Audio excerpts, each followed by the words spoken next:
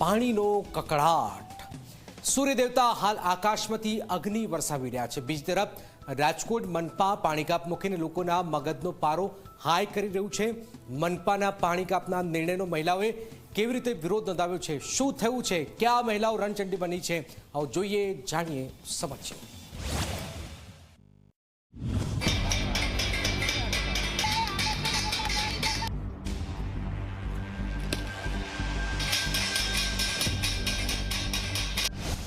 મહિલાઓ બની રણચંડી।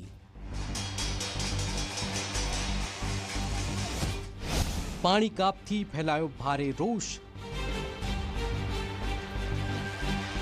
આકરો ઉનાળો શરૂ થાય અને પાણીનો પોકાર ન ઉઠે તેવું બને ખરા?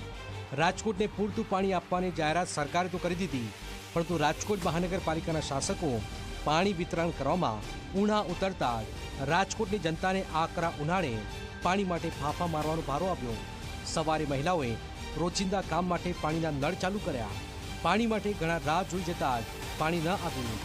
અંતે ખબર પડી કે રાજકોટ મનપાએ 5 વોર્ડમાં અચાનક જ પાણી કાપ ઝીંકી દીધો છે, જેથી રોષે ભરાયેલી મહિલાઓ રણચંડી બની માટલા ફોડી થાળી વેલણ વગાડી તંત્ર સામે રોષ ઠાલવ્યો।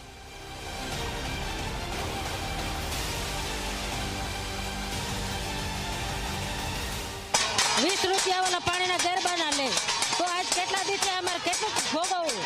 આ મોંઘવારીનું પાણી વેચાતું પૂરું થાય, ઉનાળો આવે ને બરોબર આ તકલીફ થાય। ઉનાળો અને 10 મિનિટ પાણી આપે।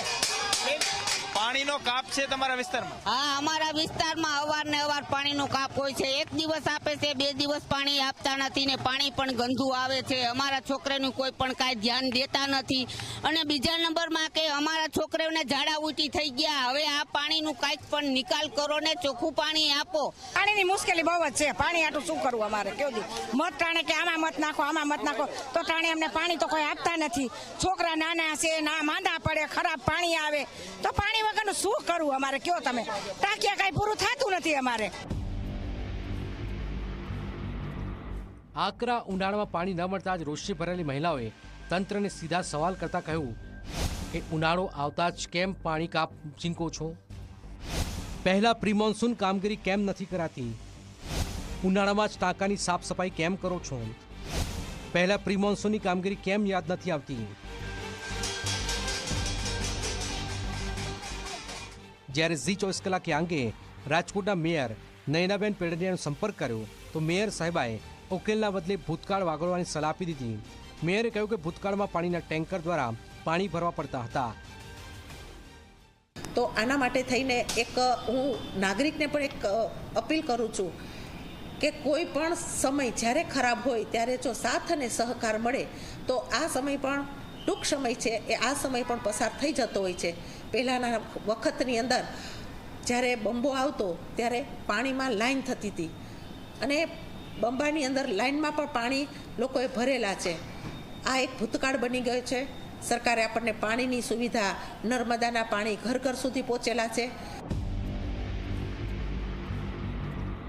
મેયર સાહેબ, તમારી વાત સાચી કે ભૂતકાળમાં લોકોએ ટાંકાઓમાંથી પાણી ભરેલા છે, પરંતુ તે સમયે સરકાર અલગ હતી, અત્યારે સરકાર અલગ છે। પાણી સહિતની સમસ્યાઓ દૂર કરવા જ જનતાએ તમને આ પદ આપ્યું છે, ત્યારે ભૂતકાળ યાદ આપવાના બદલે લોકોને સમસ્યામાંથી ઉગારો, એ જ અમારી અપીલ છે। ગૌરવ દવે, ઝી મીડિયા, રાજકોટ।